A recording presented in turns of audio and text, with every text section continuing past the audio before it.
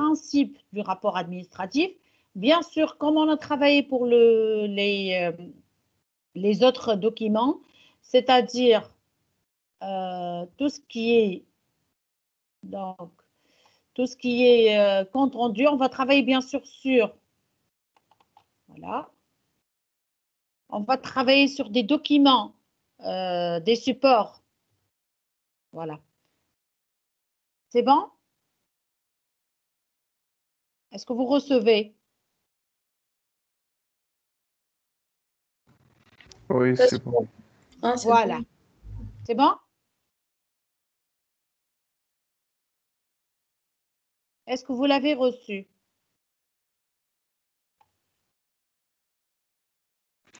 Oui, madame. Voilà. Oui, Donc, madame. qui peut lire? Donc, on va lire tout de suite le document et on explique en parallèle pour ne pas perdre le temps.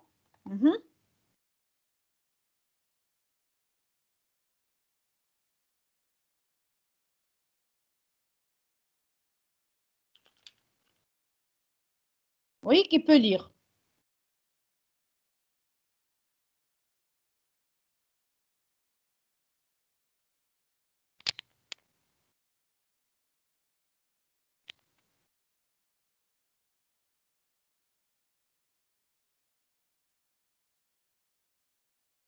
Qui peut lire? Oui, madame. Oui? Présentation. Le rapport est un écrit professionnel qui permet de faire le bilan d'une situation, d'un ensemble de faits, d'une visite, d'une réunion, d'une entrevue. Il permet de transcrire, après analyse, une réflexion étayée et argumentée qui permettra ensuite la résolution des problèmes de manière très concrète, en prévoyant dans certains cas les modalités d'application.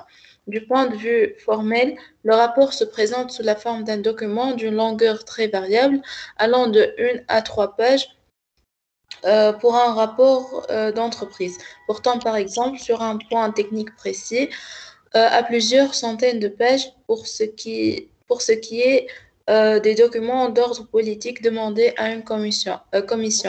Par exemple, études sur l'illettrisme, sur C'est la quoi famille. l'illettrisme?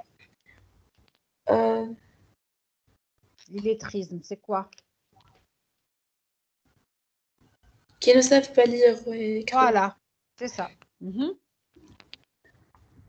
Le rapport et le compte rendu sont souvent confondus. Désolée. Sont souvent confondus dans le langage courant. Or, si leur point commun réside dans la description fidèle des faits, ils se différencient par leur objectif. Désolée.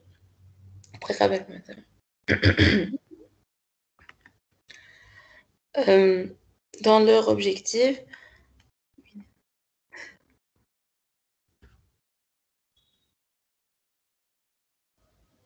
Et par conséquent par leur structure. Au-delà de la fidèle description d'une situation ou d'un contenu, comme dans le compte rendu, le rapport introduit une dimension appréciative en insérant une réflexion globale, un commentaire, des propositions, etc. Il exige une analyse et une synthèse de la part du rédacteur. En effet, le rapport peut, grâce à sa force argumentative, modifier l'opinion de son lecteur. Il dépasse la simple information et se veut un document convaincant ayant pour objectif une prise de décision efficace. Orienté vers l'avenir, le rapport suggère des actions à mener. Son rédacteur doit s'impliquer directement car il lui sera demandé non seulement de décrire un état de choses, travail objectif, mais également de proposer des mesures concrètes, réflexion subjective. Les motifs du rapport sont multiples, ils répondent à des besoins variés et se situent dans différentes situations. Nous citons comme exemple mise en place de mesures préventives, par exemple à la suite d'un accident ou incident, l'entreprise cherche à comprendre les causes afin d'éviter leur récurrence. Bilan d'une situation, fonctionnement d'une machine, d'un service, d'une politique adoptée. Exemple, bilan suite à la chute de vente d'un produit, etc. Préparation d'une décision, nécessité d'une étude réfléchie d'une situation avant de prendre avant de prendre certaines décisions. Exemple, restrictions budgétaires imposant des choix de développement de services. Analyse d'une crise ou d'un conflit interne à l'entreprise. Suite à une situation bloquée, une analyse et des solutions sont nécessaires afin de pouvoir proposer des mesures positives. Plan d'un rapport administratif. Avant d'arriver au plan, qui peut résumer tout ça? Tu peux me dire c'est quoi un rapport administratif? Comment on l'écrit? Dans quel contexte? Quelle est la spécificité d'un rapport administratif ou ce qu'on appelle un rapport professionnel? On l'appelle aussi rapport court. Oui?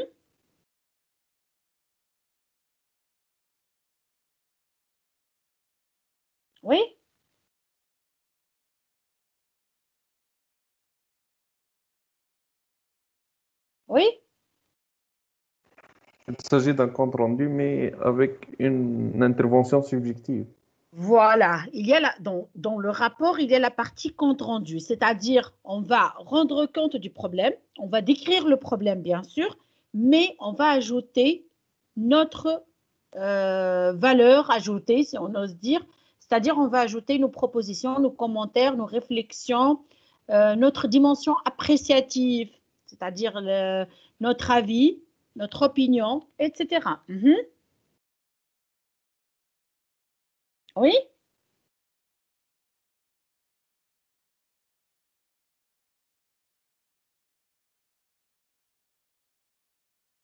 Quoi d'autre? Dans quel contexte on a besoin d'écrire des rapports administratifs?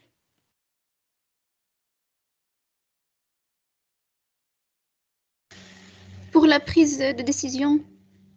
Pour la prise de décision, dans quel contexte? Lorsqu'on analyse une crise. Lorsque quoi? On analyse une crise. Lorsqu'on est dans une situation de crise, voilà.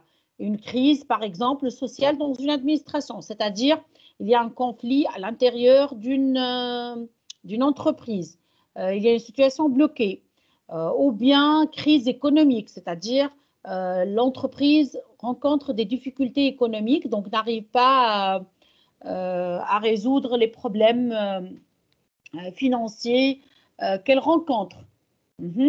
Suite à un accident, par exemple, un accident dans le cadre des moyens de transport, et donc on demande à un expert de faire un rapport sur la situation. Et là, le but du rapport, c'est quoi? C'est d'évaluer le problème, de voir les raisons de cet accident, des circonstances, etc. Et puis, bien sûr, de proposer des mesures préventives pour que l'accident, le problème ne se reproduise plus. C'est bon? Le plan d'un rapport administratif. Oui, tu poursuis. Oui? Oui, tu poursuis la lecture.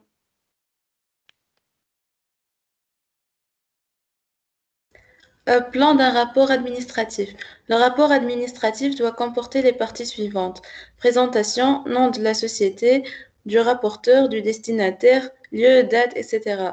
Introduction, il s'agit de présenter clairement et brièvement les données du problème et son contexte, économique, technique, etc. Elle doit mettre l'accent sur l'intérêt d'étudier ce sujet et sur l'organisation de la démarche en présentant le plan adopté. Développement, le problème sera traité en distinguant soigneusement 3 étapes: la situation, son analyse, les solutions.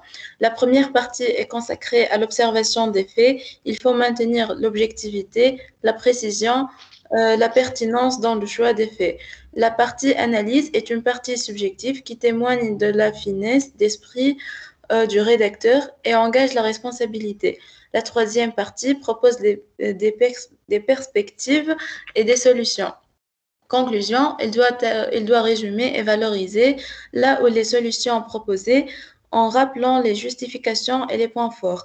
Elle doit en somme faciliter la tâche du responsable en prenant en compte sa situation et ses contraintes et lui fournir la matière première de ses décisions.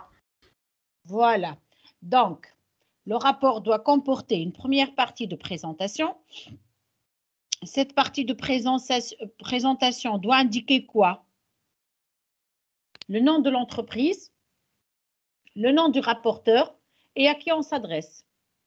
C'est-à-dire, si le rapport s'adresse à un responsable, au ministère, je ne sais pas, qui a engagé la personne pour faire ce rapport. Et là, c'est le nom du destinataire.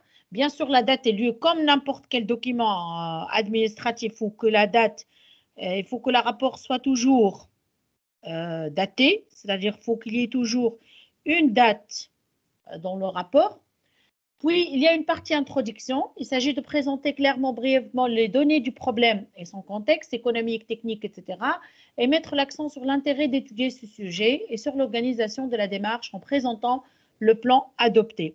Comme bien sûr dans le rapport, le compte rendu de réunion, si vous vous rappelez, dans l'introduction, on met toujours le plan, c'est-à-dire les parties, on annonce toujours le plan, les parties qu'on va étudier, qu'on va traiter dans le développement. La partie développement, le problème sera traité en distinguant soigneusement 3 étapes, la situation, l'analyse et les solutions. C'est bon? C'est-à-dire on commence toujours par l'observation des faits et ça va être bien sûr un objectif précis, tout ça. Puis on va analyser, comme je viens de dire, s'il y a par exemple un accident dans un transport en commun, on va décrire le problème, on essaie de l'analyser, ses causes, à partir de données précises, à partir de faits précis. Puis on va, la troisième partie, proposer des solutions, des perspectives, des méthodes pour l'éviter, etc. Et à la fin, on a la conclusion. Elle doit résumer et valoriser là où les solutions proposées en rappelant les justifications et les points forts. Elle doit en somme faciliter la tâche du responsable en prenant en compte sa situation et ses contraintes, etc. C'est-à-dire c'est un petit bilan de ce qu'on a dit dans les parties précédentes. C'est bon? Les formules utilisées dans un rapport. Oui, tu poursuis la lecture. Les formules utilisées dans un rapport. Les formules de description et d'explication. D'après notre étude, notre première constatation, nous arrivons à l'idée, au constat, à la conclusion que, après examen, après une analyse, notre remarque porte sur, s'intéresse à, se préoccupe de, traite de. Les verbes introductifs, observer, noter, constater, examiner, repérer, dégager, relever, exposer, expliquer, présenter. Les verbes et adjectifs exprimant un commentaire ou un jugement, juger, estimer, apprécier, déplorer, signaler, insister sur le fait que, être d'accord, être en désaccord, accepte, souscrire, à adhérer à, refuser, réfuter, s'interroger, acceptable, intéressant, appréciable, cohérent, ambigu, etc. Les formules exprimant des propositions, nous voudrions que, nous souhaitons que, nous espérons que, nous aimerions que, nous aspirons à, nous suggérons de, nous recommandons de, nous conseillons de, nous envisagerons de, nous projetons de, il serait bon, il est conseillé de, il est recommandé de, nous avons en projet, nous planifions de, il est judicieux, il est préférable de, il serait important, essentiel, etc. Voilà. C'est tout? Voilà. C'est-à-dire tout ça, c'est des expressions qu'on utilise pour exprimer, quelles que soient nos descriptions ou nos suggestions, nos propositions, nos recommandations, etc. Donc, ça, c'est la méthodologie. C'est bien sûr, je préfère toujours commencer par une petite fiche méthodologique qui vous donne l'essentiel du rapport administratif, qui vous donne l'essentiel de la méthodologie, mais ceci n'est bien sûr n'est possible à mieux assimiler que lorsqu'on travaille sur des supports c'est-à-dire des exemples de support. Donc, je vous envoie tout de suite le premier exercice sur lequel on va travailler aujourd'hui. Et bien sûr, comme je viens de vous dire pour le compte rendu de réunion, on n'a pas la possibilité de travailler sur un document trop long, mais bien sûr, vu le contexte du cours, vu le nombre de séances dont on dispose, vu le contexte du travail, donc on essaie de travailler sur des petits supports, mais l'essentiel, c'est d'apprendre la méthodologie. C'est bon? Et ce qu'on va faire, bien sûr, donc rapport administratif, exercice 1, voilà.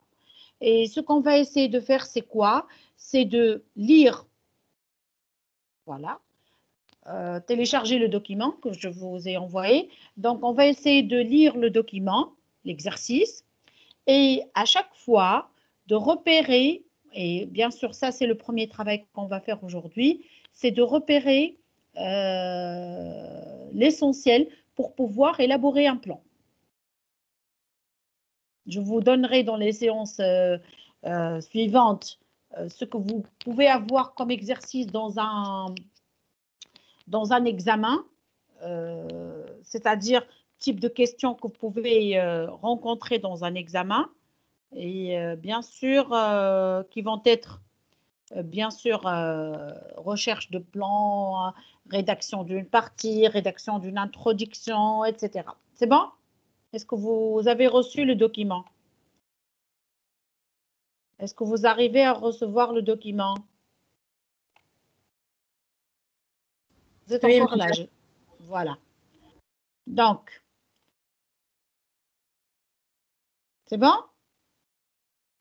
Donc, vous avez l'exercice 1, rédiger un rapport administratif. Donc, la situation, c'est l'entreprise Unilec, spécialisée dans l'industrie électronique, a développé un bras, c'est pas un bar, un bras. Il y a un problème, corrigez s'il vous plaît, c'est un bras. B-R-A-S.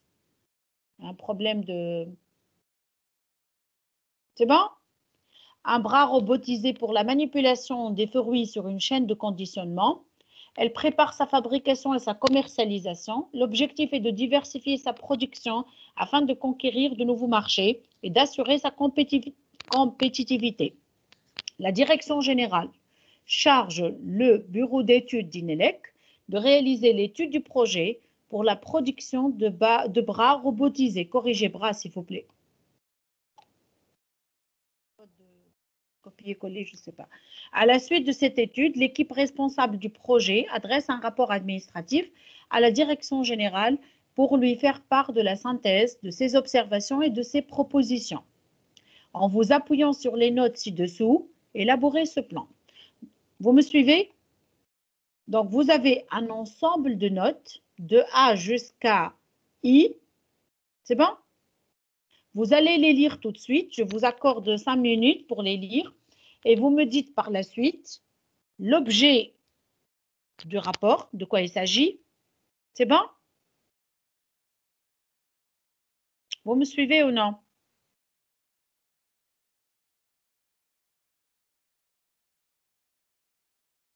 Oui? Allez.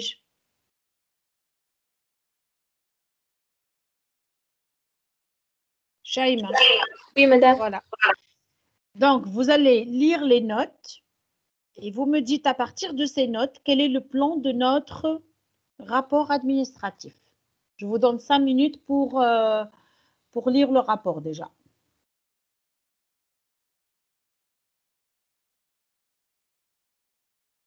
C'est bon? Donc, lisez vous-même le document et vous me dites par la suite le plan de ce rapport.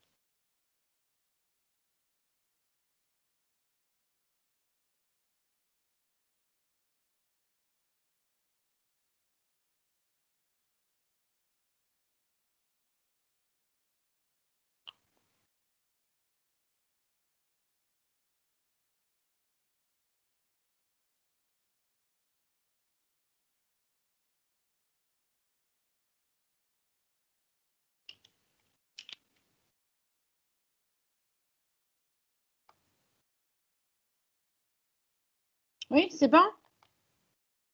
Est-ce que vous avez terminé? Est-ce que vous avez terminé? Non, madame. D'accord, Pas encore, madame. d'accord.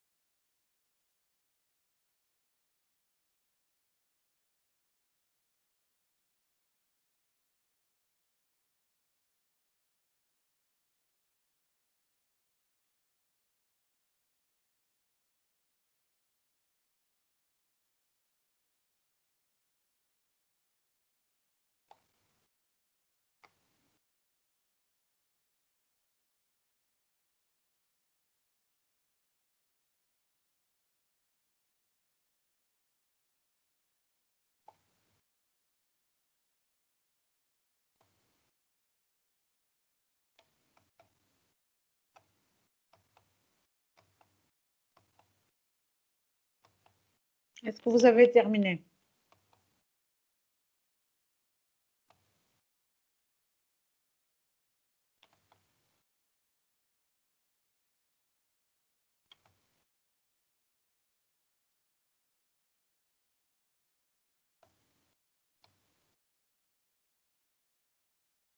Mhm.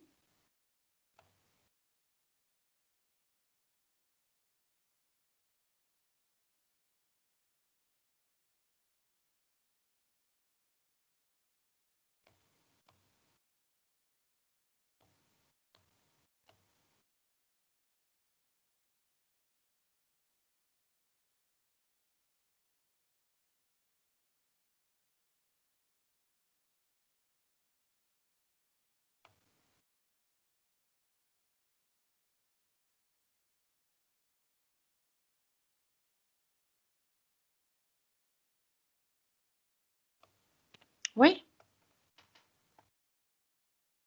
Est-ce que vous avez terminé?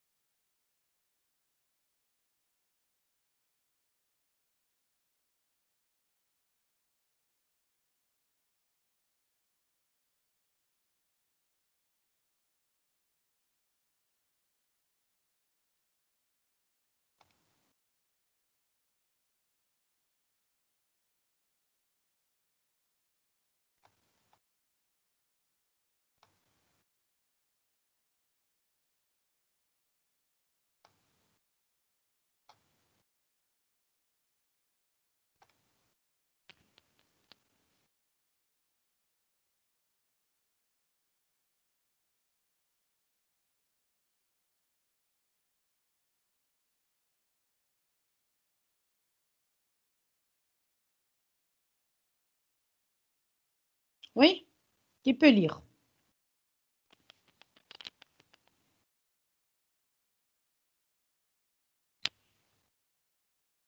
Je lis, madame. Oui. Situation. L'entreprise Unelec, spécialisée dans l'industrie électronique, a développé un bras robotisé pour la manipulation des fruits sur une chaîne de conditionnement. C'est ça Elle le prépare- contexte. Elle prépare sa fabrication et sa commercialisation. L'objectif est de diversifier sa production afin de conquérir de nouveaux marchés et assurer sa compétitivité. La direction générale charge le bureau d'études d'Unelec de réaliser l'étude du projet pour la production de bras robotisés. À la suite de cette étude, l'équipe responsable du projet adresse un rapport administratif à la direction générale pour lui faire part de la synthèse de ses observations et ses propositions. En vous appuyant sur les notes ci-dessous, élaborez ce rapport. L'équipe responsable de l'étude a déterminé un cahier des charges concernant la conception des bras robotisés Select RB4. La modélisation du projet est confiée au cabinet de conseil industriel EMECHA Pro qui œuvre à l'échelle européenne. D'après les spécialistes d'EMECHA Pro, la structure mécanique du robot Select RB4 peut être intégralement fabriquée dans les ateliers d'Unelac. EMECHA Pro conseille la création d'un nouvel atelier conçu spécialement pour le montage du système automatisé de Select RB4. Les ateliers actuels d'Unelac ne répondent pas aux exigences de la nouvelle production. Leur mise à niveau posera de grands problèmes techniques. Le coût de l'aménagement de la nouvelle unité de fabrication est estimé à 1 million d'euros. Le processus de fabrication de Select RB4 nécessite la participation de plusieurs intervenants. Unelec doit engager un chef de projet industriel afin de diriger la nouvelle unité de production et coordonner le travail des ingénieurs des différentes spécialités. Pour amortir les coûts d'installation du nouvel atelier, l'équipe responsable du bureau d'études d'Unelec suggère de s'orienter vers la sous-traitance. DESAM, association qui représente les entreprises spécialisées dans les systèmes automatisés et la robotique, propose son assistance pour aider Unelec à décrocher des contrats de sous-traitance avec des entreprises qui jouissent d'une grande notoriété. C'est-à-dire célèbre, d'une grande notoriété, c'est-à-dire des entreprises de renommée célèbres. Le programme Robot SART PME du ministère de l'Industrie accorde une subvention pouvant atteindre 20% des coûts d'investissement pour encourager les projets innovants. La possibilité de faire appel au service de SAM pour former les ingénieurs d'Unelec, organisation de séminaires, de formation et de stages. Voilà. Donc, toutes les notes sont en rapport avec quoi ou bien se situent dans quel contexte? Il s'agit de notes, comme je viens de dire. Ce n'est pas des notes très élargies, bien sûr, parce que dans le contexte de notre travail, on ne peut pas travailler sur un support trop lent, trop développé, mais sur de petits exemples. Et à partir de ces exemples, de ces notes, on va élaborer notre rapport. C'est un rapport qui est commun, en fait.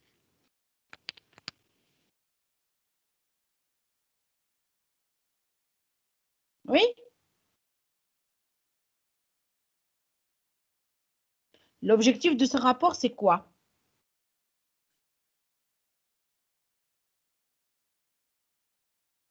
Il est adressé à la direction générale pour lui faire part de la synthèse de ses observations et ses propositions. Pour faire quoi, en fait? Pour informer la direction générale des propositions faites et de la... Pour étudier le projet du bras. Voilà, c'est pour étudier le projet de la commercialisation du bras robotisé. C'est-à-dire, ils veulent la production, conquérir de nouveaux marchés, assurer la compétitivité. Donc, pour cette raison, il faut étudier ce projet. À partir de ces notes, qu'est-ce qu'on pourrait qu'est-ce qu'on pourrait dire ou bien quelles sont les parties qu'on pourrait déterminer dans ce petit rapport. Bien sûr, ce n'est pas un rapport long. Et comme on vient de dire dans le document, tout à l'heure, dans le document méthodologique, un rapport, la longueur du rapport dépend du contenu, dépend de l'importance, dépend du sujet, etc. Un rapport peut s'étendre de 1 à 2, 3 pages jusqu'à 100 pages. Ça dépend. Ça dépend du contexte. Si on relit les notes, l'équipe responsable de l'étude a déterminé un cahier des charges concernant la conception des bras robotisés Select RB4. Lorsqu'on dit cahier de charges, c'est-à-dire, qu'est-ce qu'on va indiquer dans le... Quoi? La modélisation du projet. Oui, c'est-à-dire les différents points concernant ce projet. La modélisation du projet confiée au cabinet de conseil industriel Pro qui œuvre à l'échelle européenne. D'après les spécialistes Pro, la structure mécanique du robot Select RB4 peut être intégralement fabriquée dans les ateliers d'Inelec. Pro conseille la création d'un nouvel atelier conçu spécialement pour le montage du système automatisé de Select RB4. Les ateliers actuels ne répondent pas aux exigences de la nouvelle production. Leur mise à niveau posera de grands problèmes techniques. Le coût de l'aménagement de la nouvelle unité de fabrication est estimé à 1 million d'euros. Le processus de fabrication nécessite la participation de plusieurs intervenants. Inelec doit engager un chef de projet afin de diriger la nouvelle unité de production et de coordonner le travail des ingénieurs des différentes spécialités. Pour amortir les coûts d'installation du nouvel atelier, l'équipe responsable du bureau suggère de s'orienter vers la sous-traitance. TESAM, association qui représente des entreprises spécialisées dans les systèmes automatisés et la robotique, propose son assistance pour aider Inelec à décrocher des contrats de sous-traitance avec des entreprises qui jouissent d'une grande notoriété. Le programme robot, etc., accorde une subvention pouvant atteindre, etc. La possibilité de faire appel au service de TESAM pour former les ingénieurs, tout ça. Qu'est-ce que vous remarquez dans ces notes? Qu'est-ce qui est spécifique dans ces notes?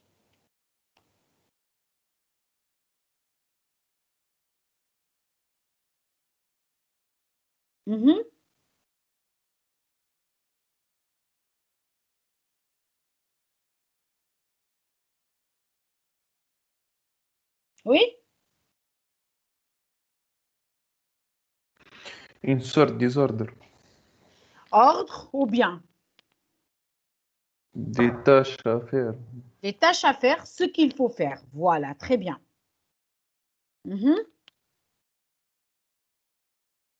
Mais comment on peut distinguer entre ces notes? C'est-à-dire, comment à partir de ces notes, on peut faire un plan clair de notre rapport administratif?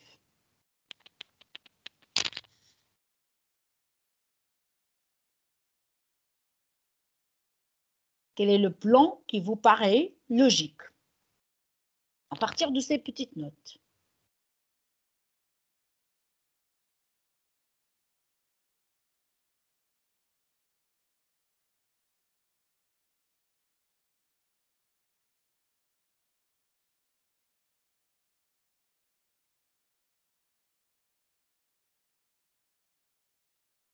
Oui?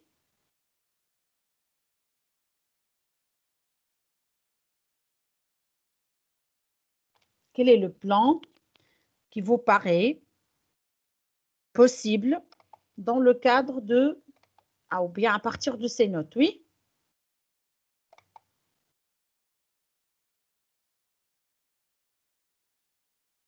Maïma.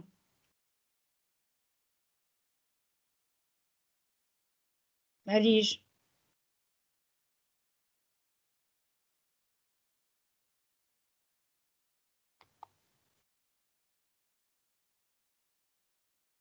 Oui, madame. C'est une Oui. question. C'est-à-dire, quel est le plan qu'on pourrait faire pour ce rapport? Est-ce que tu peux relire note par note? L'équipe responsable de l'étude a déterminé un cahier des charges concernant la conception des bras robotisés Select RB4. Je lis la deuxième note. Oui. La modélisation du projet est confiée au cabinet de conseil industriel EMECHA Pro qui œuvre à l'échelle européenne. D'accord. D'après les spécialistes de EMECHA Pro, la structure mécanique du robot Select RB4 peut être intégralement fabriquée dans les ateliers d'UNELAC.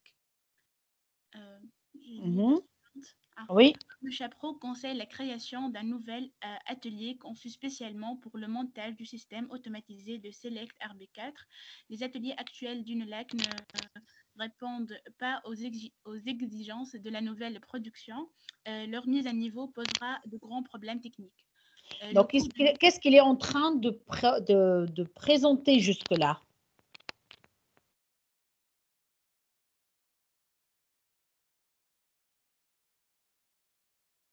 Il y a une étude qui a été menée par le bureau international EMECHA Pro. Il y a un cahier de charge qui a été dressé. Et à partir de ce cahier de charge et de cette étude, qu'est-ce qu'il y a? Il y a détermination de quoi? De plusieurs problèmes. Est-ce que c'est... Oui, problème. Madame, car les ateliers ne répondent pas aux exigences de la nouvelle production. Et il y a problème de direction aussi.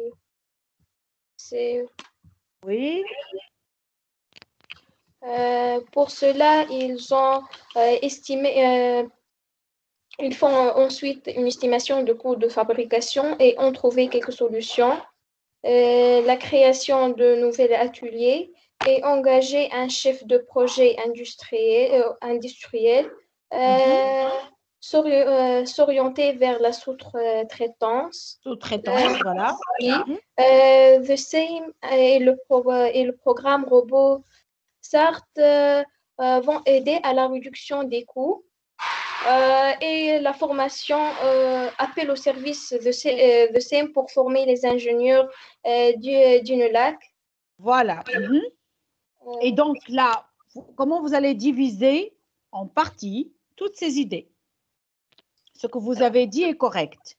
Mais comment vous allez faire pour avoir un plan clair et cohérent? Étude de projet, les problèmes. Bon, tout le rapport, c'est l'étude du projet. Oui, madame. Est-ce qu'on peut vraiment parler de problème?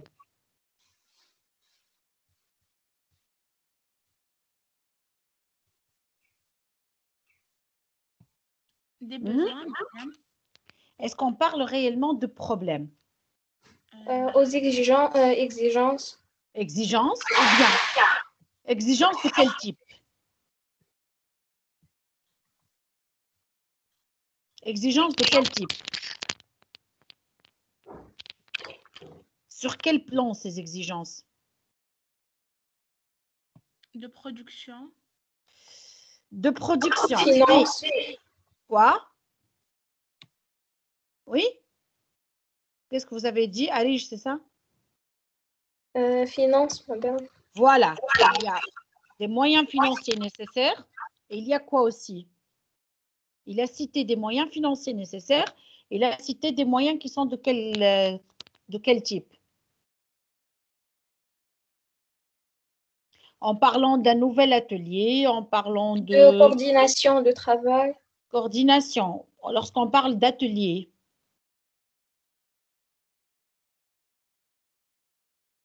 on est sur quel plan? Plan pratique. Plan pratique, plan technique, voilà. Donc, il a cité, dans ses notes, on cite les moyens financiers et techniques nécessaires. Vous me dites dans quelle note, tout ça?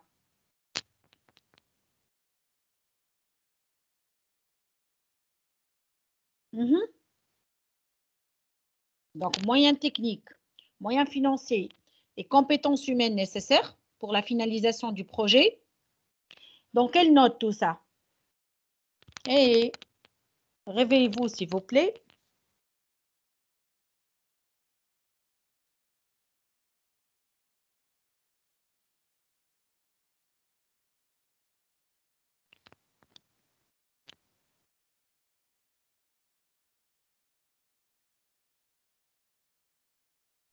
Oui? De quelle note? S'il vous plaît.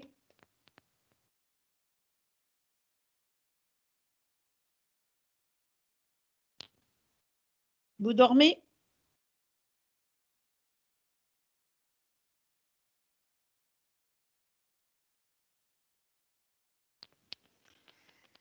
Quelles sont les notes qui présentent les moyens financiers et les compétences humaines et les techniques nécessaires? Oui? La présentation du coût. Oui, mais les notes, les numéros des notes. Présentation des coûts, c'est-à-dire les moyens financiers. E, Vous avez le E, D, D, H. H, oui. et F. H, non. H, F. non. H, non. C'est les notes de A jusqu'à F. Voilà, les premières notes. Donc, de A jusqu'à F. Puis, à partir de G jusqu'à la fin, qu'est-ce qu'on a? Pour amortir les coûts d'installation, le programme, etc., la possibilité de faire appel. Donc, tout ça, c'est quoi? Les solutions trouvées. Les solutions proposées. Voilà. C'est-à-dire, la première partie, c'est ce qu'il faut faire, ce qu'on devrait faire, ce dont on a besoin pour réaliser ce projet. Et la deuxième partie, les perspectives, les solutions, les possibilités proposées. C'est bon? Donc, je vous écris rapidement le plan du rapport. Donc, on a la première partie. Prenez note si vous voulez. Donc, la première partie. Donc, vous avez de la note A jusqu'à, on a dit jusqu'à G, c'est ça? Jusqu'à F, voilà. F, madame. Jusqu'à F, voilà. Donc, jusqu'à F, c'est la première partie. Qu'est-ce qu'on a? Les moyens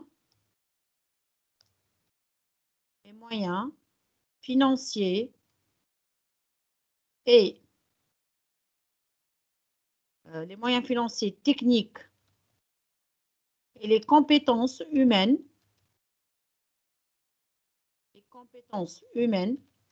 nécessaires à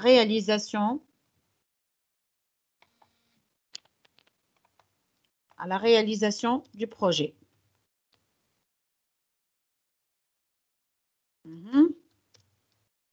Puis, on a la deuxième partie, c'est la suite des notes, le reste des notes. C'est quoi? Les solutions proposées. Voilà. Les solutions proposées.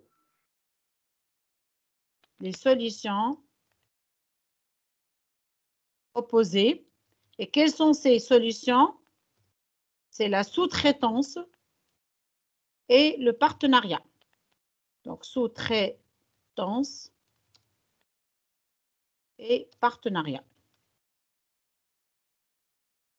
Là. Partenariat. C'est sous-traitance et partenariat. Et comme ça, vous aurez le plan le plan du rapport. C'est bon? Donc, partenariat et sous-traitance. Vous avez le financement par le programme RoboSART PME. Vous avez les services de TESAM pour former les ingénieurs. Et bien sûr, tout ce qui est sous-traitance pour la production des outils. C'est bon? Ça, c'est les deux parties du développement du plan. On rédige rapidement l'introduction. Madame, je connais le plan aussi, 3 parties. Voilà, partie l'oula, on la rédige. 3 parties, c'est-à-dire introduction,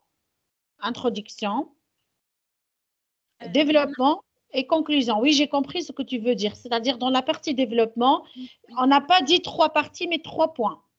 Voilà. Ah oui, 3 points. 3 points. C'est-à-dire le problème, l'étude de ce problème et les solutions. Là, on a analysé. De toute façon, c'est les notes que vous avez. Tu vois? Oui. Donc, si je veux rédiger le développement, je vais rédiger seulement ces 2 parties ou Voilà.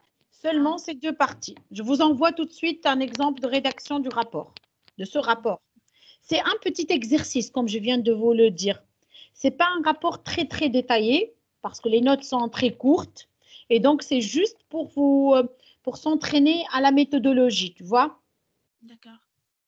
Pour l'introduction, qu'est-ce qu'on pourrait dire? Comme on a dit, mise en contexte, pourquoi on fait ce rapport, l'objet de ce rapport, puis le plan. Je vous donne un exemple, par exemple. Je vous l'envoie écrit tout de suite. Ce rapport fait suite à la demande formulée par la Direction générale concernant la mise en place d'une stratégie de production à grande échelle de bras robotisés Select RB4 destinés à la sélection et à la manipulation des fruits sur une chaîne de conditionnement. J'ai rien inventé, j'ai répété ce qui est écrit dans la mise en contexte. C'est bon? Dans ce rapport, nous présenterons dans un premier temps les moyens financiers et techniques nécessaires à la mise en place du processus de fabrication, puis étudierons dans un deuxième lieu les possibilités de partenariat et de sous-traitance. Tu vois? C'est-à-dire, j'ai mis le contexte, une mise en situation du rapport, pourquoi je l'écris, et puis, bien sûr, je présente le plan de mon rapport. Donc, je vous envoie, voilà, le corrigé de ce petit exercice. Voilà. Vous recevez ou non, c'est bon? Oui, madame, c'est bon. Voilà. Ça, c'est le petit rapport avec l'introduction, avec la petite conclusion à la fin. Vous le lisez si vous voulez par la suite. L'en-tête, donc il y a une ELEC, bureau d'études, vous l'ouvrez.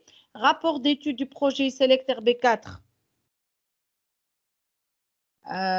Phase de production, Toulouse, etc. À l'attention de monsieur le directeur général. Puis, on a l'introduction. Premièrement, moyens financiers techniques nécessaires. Deuxièmement, partenariat et sous-traitance. Et à la suite, bien sûr, la signature, l'équipe responsable du projet Select RB4, bureau d'études, rapport élaboré par, etc. Et la conclusion, c'est grâce à la production en chaîne de bras robotisés Select RB4, l'entreprise pourrait faire face à la concurrence et conquérir de nouveaux marchés internationaux. L'entreprise gagnerait par conséquent en notoriété dans le domaine de la robotisation dans les 2 prochaines années, ce qui lui permettra de concevoir et de fabriquer de nouveaux types de robots. C'est bon?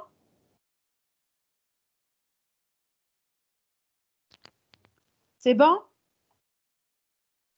Oui, madame. Voilà. Donc, ça, c'est le premier exercice. La prochaine fois, on fera d'autres applications pour mieux comprendre, bien sûr, la méthodologie. C'est bon? Est-ce que vous avez des questions? Ça va, madame. Voilà. Est-ce qu'il y a des questions? Non, madame. D'accord. Donc, merci et à la prochaine. On garde le même horaire? Oui, madame, pendant tout le mois de Voilà. Ramadan, ça sera le même horaire. C'est-à-dire 9h10. Oui, exactement. D'accord. Donc, à la prochaine. Merci. Merci, madame, vraiment. Merci. Merci. Merci, madame.